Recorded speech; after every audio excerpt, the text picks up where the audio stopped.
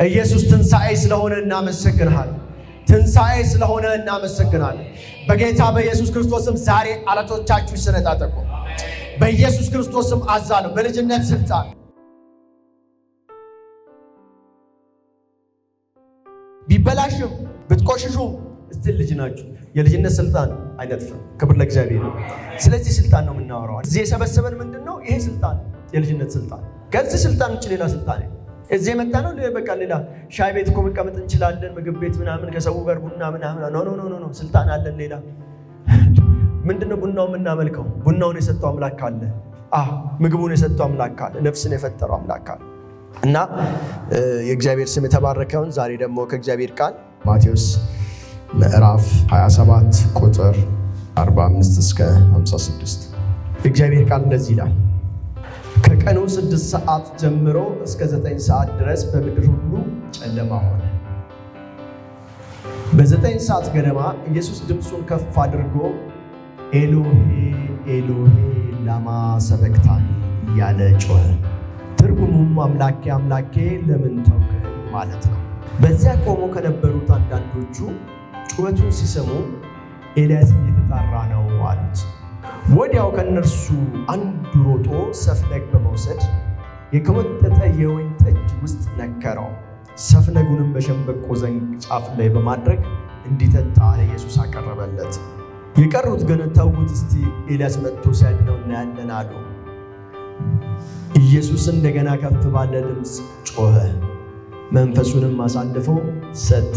በዚያን ጊዜ የቤተ መቅደስ መጋረጃ ከላይ እስከ ታች ለሁለት ተቀደደ። ምድር ተናወጠች፣ አለቶችም ተሰነጣጠቁ፣ መቃብሮች ተከፈቱ።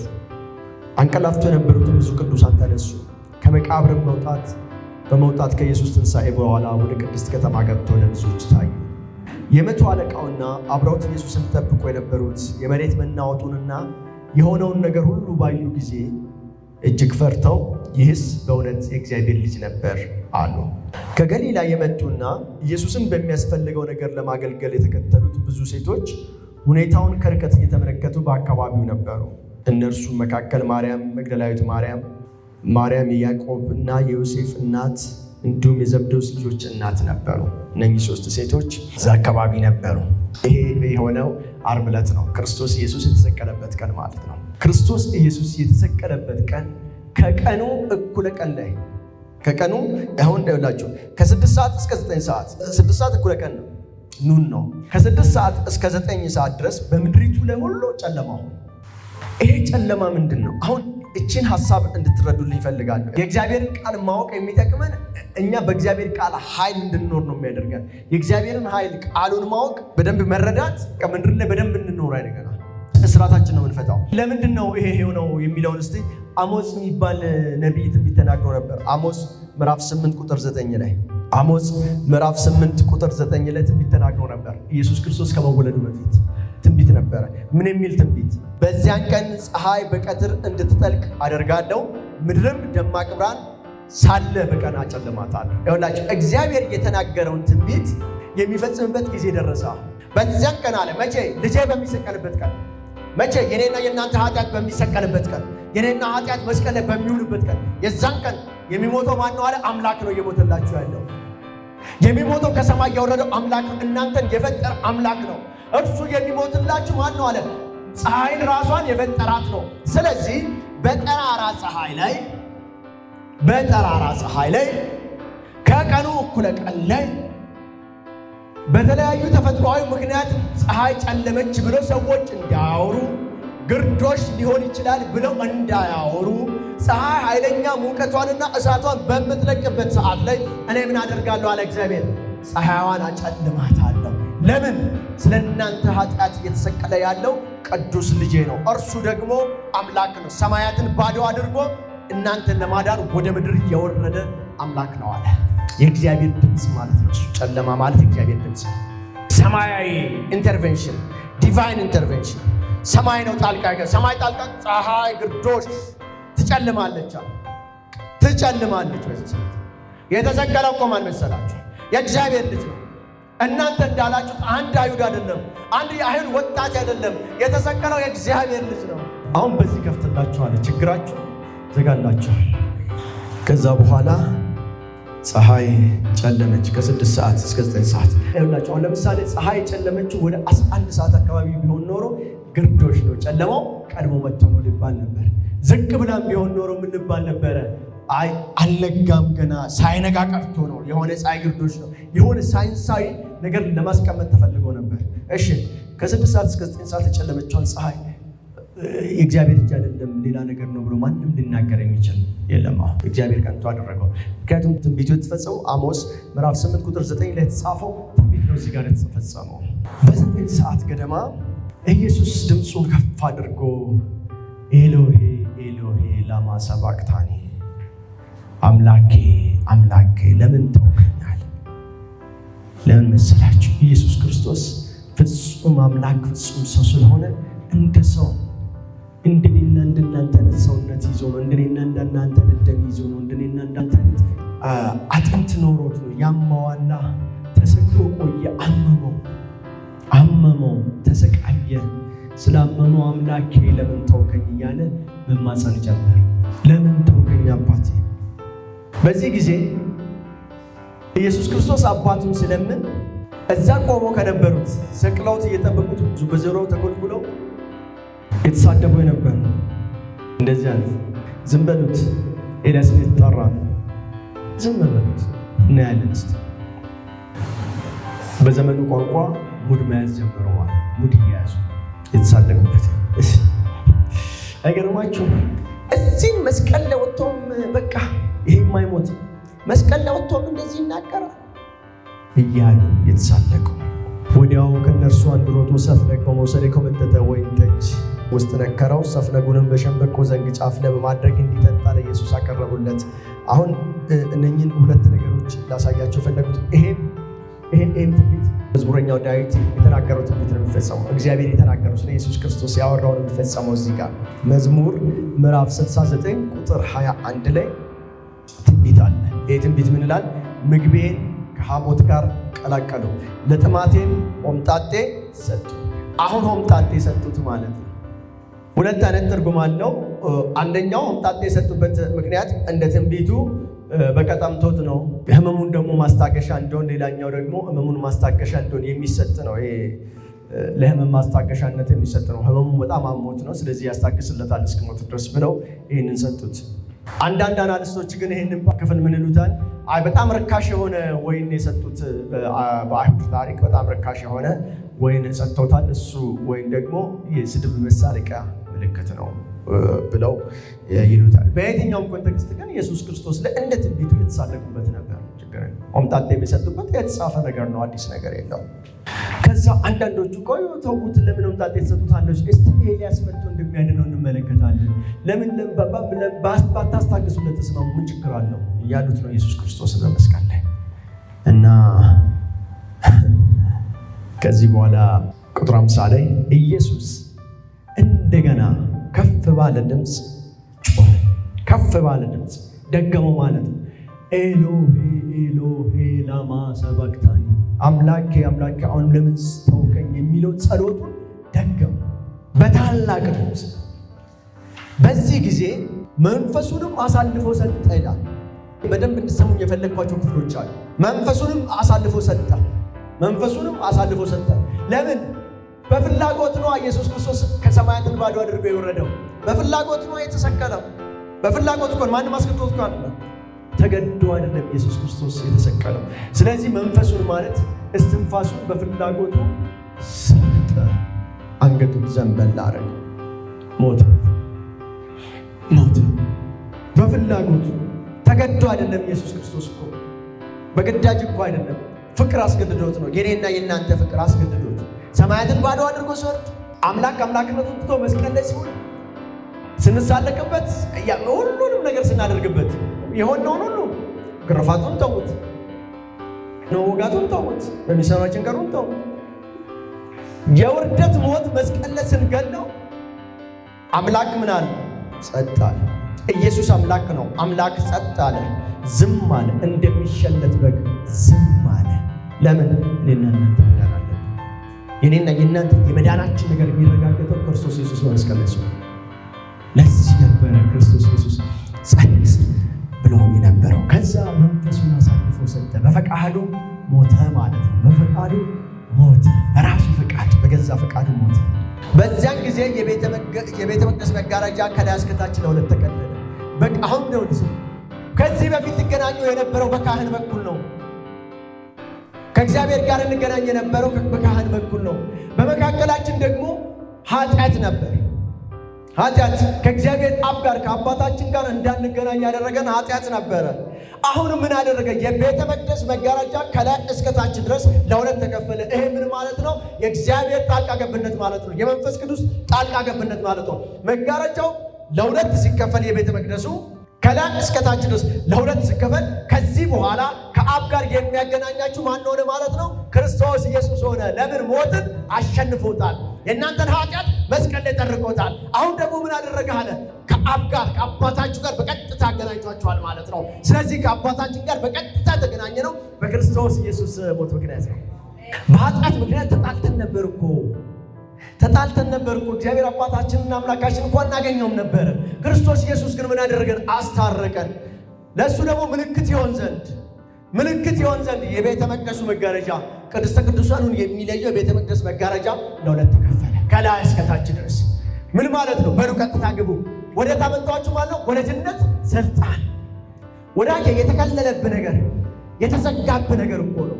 በቃ አደርስም ወደ ተባልክበት በክርስቶስ ኢየሱስ ሞት ምክንያት መጋረጃው ከላይ እስከታች ድረስ ለሁለት ሲከፈል ቀጥታ ወደ አባት እቅፍ ውስጥ ወደክ። አሜን በል። ወደ አባት እቅፍ ውስጥ ተንደርድረ ክርስቶስ ኢየሱስ እንደዚህ አድርጎ ነው ኃጢአታችን የጠረቀው። የእኛን ሞት እኮ ነው የሞተው እንጂ እሱ እኮ አልሞተም። እርሱ እኮ አምላክ ነው፣ ሞት አያውቀው። የእኛን ሞት ነው የሞተው። እኛ ነበር ነው ሞት የሚገባን። የእኛ ኃጢአት ለአንድና ለመጨረሻ ጊዜ የሚወገድበት መንገድ ማን ስለሆነ? ክርስቶስ ኢየሱስ። የዕብራውያን መጽሐፍ ጸሐፊ ለአንድና ለመጨረሻ ጊዜ ክርስቶስ ኢየሱስ የራሱ እንደሚይዘው ወደ ቅድስተ ቅዱሳን ገባ። በቃ ጨረሳችሁ ማለት ለኃጢአት ስርየት የምናመጣው ምንም አይነት መስዋዕት የለም። ጨረስ ወደ ኢየሱስ እና መጋረጃው ከላይ እስከታች ድረስ ለሁለት ተከፈለ። ምድር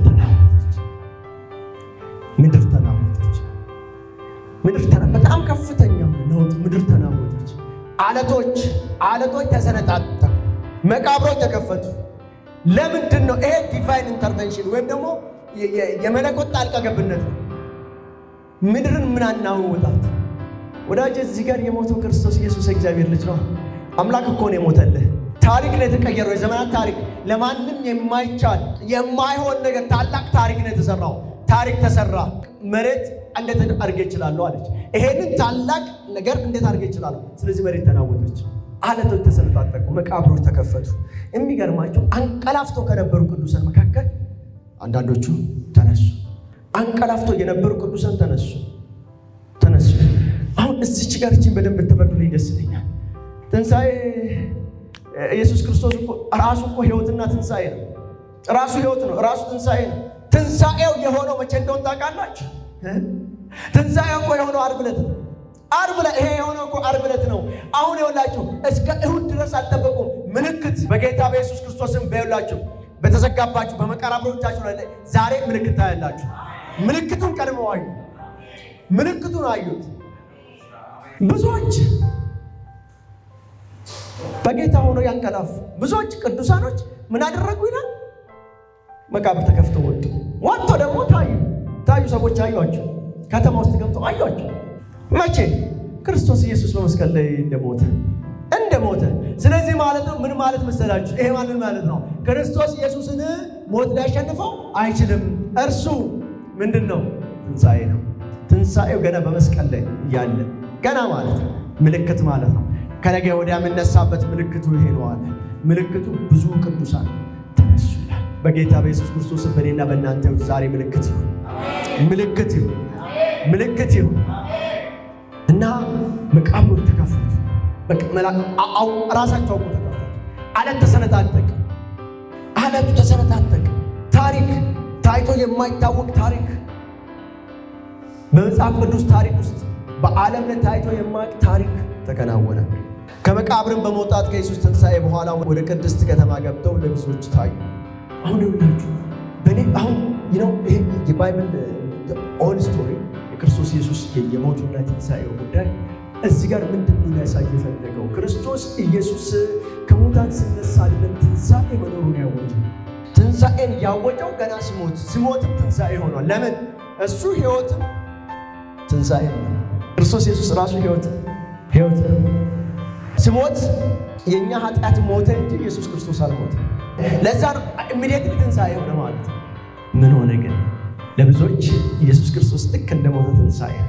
ዋናው ክርስቶስ ኢየሱስ እነኚህ ነገሮች ለምን ሆኑ ብላችሁ ስትመለከቱ ቁጥር 54 ላይ የመቶ አለቃና አብረውት ኢየሱስን ይጠብቁት የነበሩ የመሬት መናወጥንና የሆነውን ነገር ሁሉ ባዩ ጊዜ እጅግ ፈርተው ይህስ በእውነት የእግዚአብሔር ልጅ ነበረ። ይሄስ የእግዚአብሔር ልጅ ነበር። ምክንያቱም አላመኑበትም ነበር። አሁን ኢየሱስ ክርስቶስ ኢሚዲየትሊ እስትንፋሱ ስትወጣ ወንጌሉን ቀጠለ ማለት ነው። አሁን እኛ ጋር የደረሰው ወንጌል እኮ እሱ ወንጌል እኮ ነው። በሞቱ የሰበከው ወንጌል እኮ በሞቱ በመስቀል መቶ አለቃው አያምንበትም ነበር እስከዛ ጊዜ ድረስ 3 ዓመት ተኩል እሱም ነበር እዛ አካባቢ ላይ ተሰብኳል። ወንጌሉ ተነግሮታል። አላመነም ነበር። እንደዚህ አይነት ነገር አይተናናቅ። ስለዚህ ይሄማ በርግጥ የእግዚአብሔር ልጅ ነው። አመኑ፣ በቃ ጨረሱ። ከገሊላ የመጡና ኢየሱስን በሚያስፈልገው ነገር ለማገልገል የተከተሉት ብዙ ሴቶች ሁኔታውን ከርቀት የተመለከቱ አካባቢውን ነበር። ይኸውላችሁ አሁን አንዳንድ ሰዎችን ተመልከቱ፣ አንዳንድ ደቀ መዛሙርት ተመልከቱ። በጣም ይሄኛው እንግዲህ ዛሬ በዓል ስለሆነ ነው እንጂ እያንዳንዱ ክፍል ሰፊ ትንታኔ የሚኖረውና ጊዜ ፈቅዶልን ብዙ ብናጠና ደስ ይለኝ ነበር። እዚህ ጋር እነኝህን ሴቶች ተመልከቷቸው። እውነተኛ ደቀ መዝሙር ኢየሱስ ክርስቶስ ሞቶ አይደለም ለማገልገል። ኢየሱስ ክርስቶስ ሲሰቀልም አንዳንድ ነገር ካስፈለገው ለማገልገል ውሃ እንድንሰጠው ከተፈቀደልን ውሃ እንሰጠዋለን ብሎ የመጡ ሴቶች አሉ። ያስደንቀኛል። በጣም የሚገርም ተበትነዋል እኮ ሐዋርያቱ ወዳጅ ተበትነዋል። ኢየሱስ ክርስቶስ የመረጣቸው 12 ከነኛ ውስጥ እኮ እነኛ ሴቶች አልነበሩም። ከ12 ውስጥ ተበትነዋል እኮ ሌሎቹ ዋናዎቹም ተበትነዋል። መሪ የነበሩትም እኮ ተበትነዋል። የኤማውስ መንገደኞች የሚባሉት እኮ የኤማውስ ሰዎችም እኮ ወደ ኤማውስ እየሄዱ ነው። ጴጥሮስም እኮ ወደ ዮሐንስም እኮ ሄደዋል ወደ አሳ ለማስገር። ወደ አሳ ስራቸው እኮ ተመልሰዋል። እነኚህ ሴቶች ግን እየተከተሉት ነበር። ለምን? በሚያስፈልገው ነገር እናገለግለዋለን እስኪሞት ድረስ። ሞቶም ሊለቁት አይደለም። ይገርማቸዋል። ሞቶም ሊለቁት አይደለም። በዚህ ምክንያት ነው እያገለገሉት እየሞተ እያገለገሉት ስለነበረ የትንሣኤው የመጀመሪያ ምስክር የሆኑት ሴቶች ናቸው። አሜን በሉ ወንዶች። አሜን። የትንሣኤው የመጀመሪያ ምልክት ነው። ለምን አንለቅም አሏ። ይኸውላችሁ አሁን እምነታቸውን አያችሁ፣ እምነታቸውን አይታችኋል። ኢየሱስ ክርስቶስ እየሞተ ነው። አንደኛ ተፈርዶበታል። መስቀል ላይ የሚቆየው የመስቀል ላይ ሞት ነፍስ ሲወጣ ነው የምትቀበረው። እስከዛ ድረስ ትሰቃያለህ። አሁን እችን ሂደት ነው የሚጠብቁት። እዛች ሰዓት ላይ እንኳን እናገለግለዋለን ኢየሱስ ክርስቶስን በሚያስፈልገው ነገር ብሎ እዛ ቦታ ላይ አለ። ምስክር ሆነዋል ነው። አየህ ሲያሸልም ያያቸውን ሴቶች ሲነሳ ደግሞ የመጀመሪያ ምስክር እንደሆኑ አደረጋቸው። ለእነሱ ነው መጀመሪያ የታየው። ክብር ለኢየሱስ። የእግዚአብሔር ራእይ ማለት ምንድን ነው? ዓለምን በክርስቶስ ኢየሱስ መጠቅለል። የእኛ ራእይ ምንድን ነው? ዓለምን በክርስቶስ ኢየሱስ መጠቅለል እና በዚህ ውስጥ ሴቶች እነኚህ 3 ሴቶች የሚያስደንቅ ነገር ሲያደርጉ እንመለከታለን። እየሞተን ያለን አምላክ ጌታቸውን ረቡኒን በቃ በአንዳንድ ነገር እናገለግለዋለን። ያን የሆነ ነገር ሊያስፈልገው ይችላል ብለው እዛው ቦታ ላይ ነበሩ። እነኚህ ሰዎች እነኚህ ሴቶች ወንጌል ሲሰበከ ኢየሱስ ክርስቶስ በሞቱ እንኳን ወንጌል እንደሰበከ ምስክር ሆኑት እነሱ ናቸው። ምናልባት ለዚህ መጽሐፍ ነገር ሲጻፍ ኢንፑት የሰጡት እነኚህ ሴቶች ናቸው። መጽሐፉ ሲጻፍ ኢንፑቱን የሰጡት በአጠገብ የነበሩት እነሱ ናቸው። ይሄ መቶ አለቃ እንደዚህ ብሎ ጌታ ኢየሱስ ክርስቶስን እንዳመነ ማናወቀ እነሱ ባይናገሩ ኖሮ። ስለዚህ መጽሐፍ ቅዱስን በመጽሐፍ ውስጥ ተባባሪ ናቸው ማለት ነው። ሪሶርስ በመስጠት ውስጥ ተባባሪ ናቸው ማለት ነው። የእግዚአብሔር ስም ተባረከ። በእውነት የኢየሱስ ስሙ ይባረክ፣ ስሙ ይባረክ። የእኛን መከራ እሱ ተቀብሏል። የእኛን ሞት እሱ ሞቶልናል። የእኛን ጉዳይ እሱ ፈቶልናል። እኛ መገኘት የነበረብን ቦታ ላይ እሱ ተገኝቶልን እኛን ግን ነፃ አውጥቶናል። ኢየሱስ ይህንን ሁሉ መከራ ካየ በኋላ ነው ብትወዱኝ ተከተሉ ፍሪ ዊል ፈቃድ የሰጠን። እንወደዋለን፣ እናከብረዋለን። በእውነት እንወደዋለን፣ እናከብረዋለን። ክብሩ ሁሉ ተጠቅሎ ለእግዚአብሔር ለወደደን ላገዘን መንፈስ ቅዱስ እናመሰግናለን። ኢየሱስዬ እናመሰግናለን። እግዚአብሔር አብ ሆይ እናመሰግናለን። በጌታ በኢየሱስ ክርስቶስ ስም ኃይልህ በድካማችን ስለተገለጠ እናመሰግናለን። ዛሬ ለእኔና ለወገኖቼ ትንሣኤ ስለሆነ እናመሰግናለን።